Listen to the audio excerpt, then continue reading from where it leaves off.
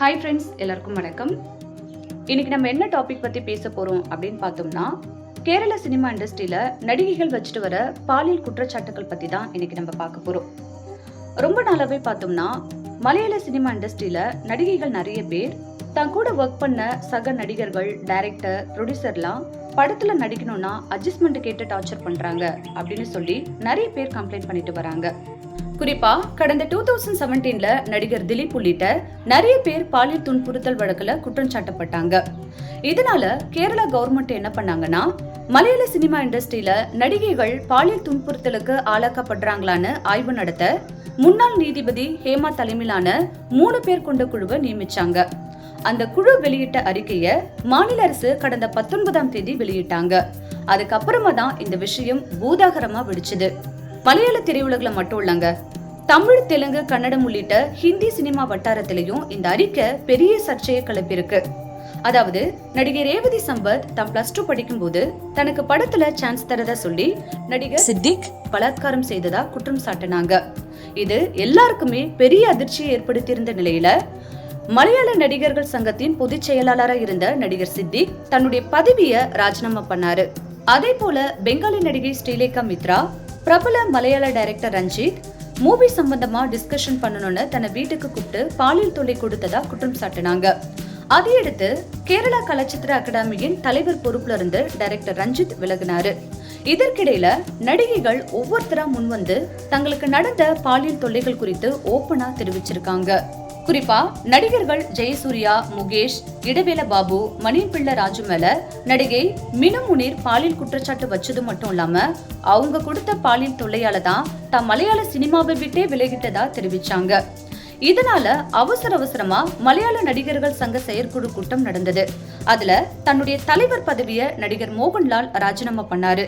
அது மட்டும் இல்லாம செயற்குழு உறுப்பினர்கள் எல்லாருமே தங்களுடைய பதவியை ஒட்டுமொத்தமா ராஜினாமா பண்ணாங்க.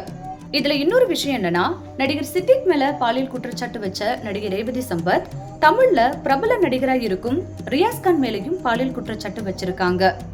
இந்த விஷயம் இப்போ தமிழ் இண்டஸ்ட்ரியில ஹாட் டாபிக்கா போயிட்டு இருக்கு. இதுக்கு பதில் கொடுத்திருந்த ரியாஸ்கான், தமிழ், ஹிந்தி, கன்னடம், தெலுங்குன்னு நிறைய படங்கள்ல கிட்டத்தட்ட 300க்கும் மேற்பட்ட படங்கள்ல நான் நடிச்சிருக்கேன். இது போல யாரும் புகார் என் மேல கொடுக்கல. அந்த பெண் நான் போன்ல பேசினதா சொல்லியிருக்காங்க. போன்ல பேசினது நான் தானே எப்படி தெரியும்? வீடியோ கால் பேசியிருந்தா அது நான் தான்னு சொல்லலாம். இப்படி ஆதாரம் இல்லாத குற்றச்சாட்டுக்கு நான் பதில் கொடுக்க வேண்டிய அவசியம் இல்லைன்னு சொல்லியிருக்காரு. சேம் டைம் விசாரணை குழு என கூப்பிட்டா அவங்க கிட்ட நான் விளக்கம் கொடுத்துக்கிறேன்னு சொல்லியிருக்காரு ரியாஸ்கான். இந்த பஞ்சாயத்து ஒரு பக்கம் போயிட்டு இருக்கு. ஆனா மலையாள நடிகர்கள் சித்திக், ஜெயசூர்யா, முகேஷ், டைரக்டர் ரஞ்சித் மேல பாலியல் வழக்கு பதிவு செய்யப்பட்டிருக்கு. இது குறித்து மலையாள சினிமா இண்டஸ்ட்ரியில யாரும் வாய் திறக்காம இருக்கும் நிலையில நடிகர்கள் பிருத்திவிராஜ், டொவினோ தாமஸ், நடிகை ஊர்வசி இது சம்பந்தமா தங்களுடைய கருத்துக்களை ஓபனா தெரிவிச்சிருக்காங்க. அதுல பிருத்திவிராஜ் பேசும்போது, இந்த பாலியல் குற்றச்சாட்டுகள் முழுசா விசாரிச்சு நடவடிக்கை எடுக்கணும். குற்றச்சாட்டுகள் பொய்ன்னு ப்ரூவ் பண்ணா பொய் புகார் கொடுத்த நடிகைகளும் தண்டிக்கப்படணும்னு தெரிவிச்சிருக்காரு. நடிகர் டொவினோ தாமஸ் பேசும்போது, மலையாள சினிமா இண்டஸ்ட்ரியில தான் இந்த பிரச்சனை இருக்கிற மாதிரி சித்தரிக்கப்படுது. ஹேமா கமிஷன் குழு மலையாள சினிமால தான் இந்த விசாரணையை தொடங்கி இருக்காங்க. இதே போல மத்த லாங்குவேஜ்லயும் ஸ்டார்ட் பண்ணா அங்க இருக்கிற பிரச்சனையும் வெளிச்சத்துக்கு வரும்னு சொல்லியிருக்காரு. ஆனா குற்றம் சாட்டப்பட்டவங்க கண்டிப்பா தண்டிக்கப்படணும். பெண்களுக்கு சினிமா துறையில மட்டும் இல்ல எல்லா துறையிலையும் பாதுகாப்பு இருக்கணும்னு தெரிவிச்சிருக்காரு. டொவினோ தாமஸ் சொன்ன மாதிரியே தான் சீனியர் நடிகை ஊர்வசியும் தன்னுடைய கருத்தை சொல்லியிருக்காங்க. அவங்க என்ன சொல்லியிருக்காங்கன்னா, மலையாள பெண்கள் தைரியமான பெண்களா இருந்ததால தான் முன்னுக்கு வந்து இந்த பிரச்சனையை சொல்லியிருக்காங்க. அதனால மலையாள சினிமால மட்டும்தான் இப்படி நடக்குதுன்னு கிடையாது, மத்த லாங்குவேஜ்லயும் யாரும் சொல்ல முன்வரல என்பதுதான் உண்மை. அதே நேரத்துல ஒரு பெண் சொல்லிட்டாங்கன்னு ஒரு ஆணை குற்றவாளின்னு சொல்லிட முடியாது.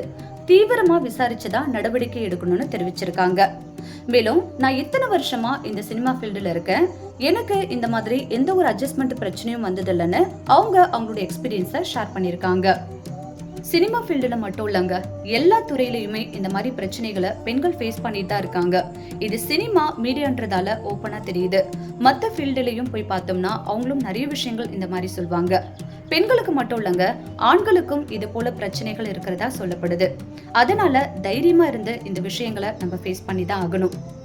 ஓகே ஃப்ரெண்ட்ஸ், நீங்க இந்த பாலியல் தொல்லை பத்தி என்ன நினைக்கிறீங்க, அதை எப்படி ஃபேஸ் பண்ணணும் அப்படின்ற உங்களோட கருத்தை கீழே கமெண்ட்ல எங்க கூட ஷேர் பண்ணிக்கங்க.